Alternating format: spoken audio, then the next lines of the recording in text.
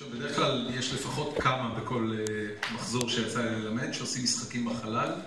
השנה משום מה כמעט ולא היו כאלה, אני לא יודע למה לייחס את זה, אבל לייזר ליינס הוא כן משחק שמתרחש בחלל, קבלו את לייזר ליינס.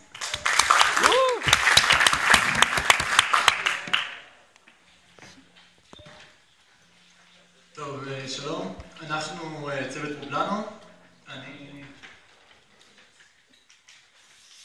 אנחנו פובלנו, אנחנו עושים את לייזר ליין, זה אילי, הוא היה איתנו בארט, הוא התחלה, טטרו, אלון הוא מתכנת, עופר ליפמן מתכנת, אמיר אגב אני גם מתכנת, ואווה היא הצטרפה אלינו בתור ארט, ממש לאחרונה, והיא עשתה את כל הארט במשחק.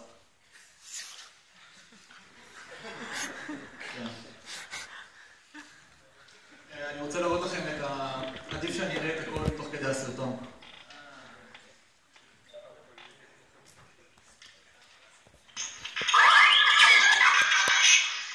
טוב, במשחק אתה בעצם מזיז את הכדור עם תנועות אצבע שאתה עושה על המסך בתנועת סווייפ, ויש לך בעצם מכשולים שמפריעים לך לעבור לשלב הבא. עכשיו יש לך זמן לעבור את השלב 30 שניות. רצינו לעשות משחק שמשלב גם מחשבה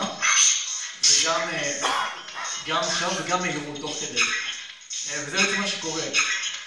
כדי לעשות את הקווים האלה בצורה נכונה וכדי לסיים את השלב הכי מהר, אתה צריך מאוד לחשוב, במיוחד מכיוון שיש לך את הבר למעלה, שמראה לך כמה אחוז לייזר בעצם נשאר לך. זה הרעיון בעצם, המשחק נקרא לייזר ליינס, ואתה מייצר את הקווים שגורמים לכדור לזוז בעזרת הלייזר.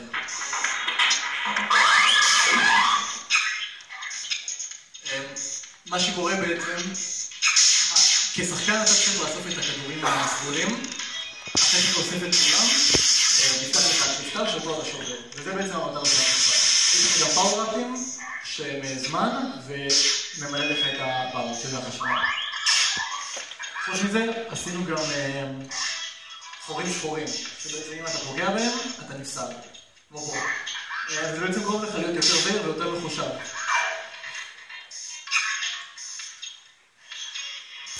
כמובן שככל שאתה משחק יותר מהר וככל שאתה חוסך יותר בבר למעלה, ככה אתה מרוויח יותר נקודות.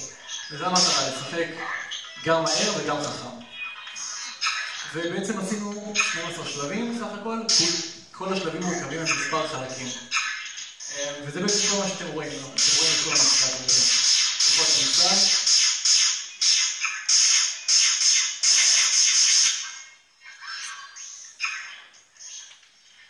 זה בעצם השלב האחרון. ככל שאתה משחק יותר טוב, אתה מרוויח יותר נקודות, ויש לך בעצם 1, 2 או 3 כוכבים. שמנו לב גם במשחק שיש פה ממש מגמת שיפור, כי אנחנו כמפתחים מאוד טובים בזה, והאחרים היה להם מאוד קשה, ואני חושב שזה משהו טוב.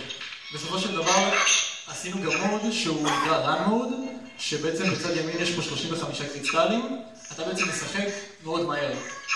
מאוד בצורה ארוכה ולא עם הפסקות, כל 5 שלבים.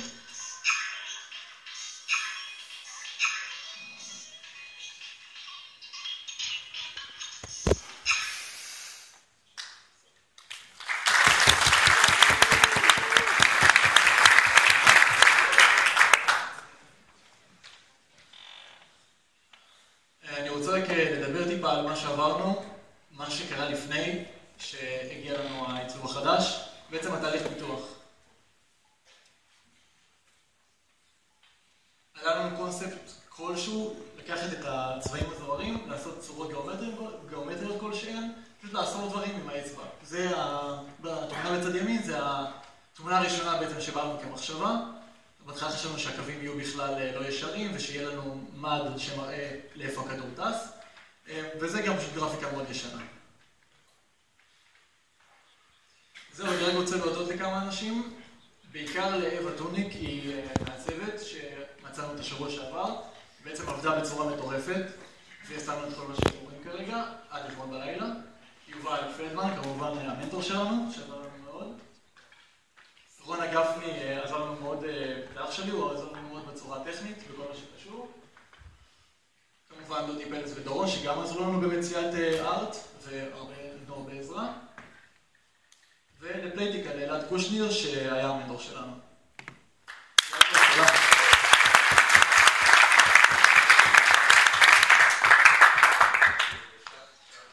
טוב. תודה.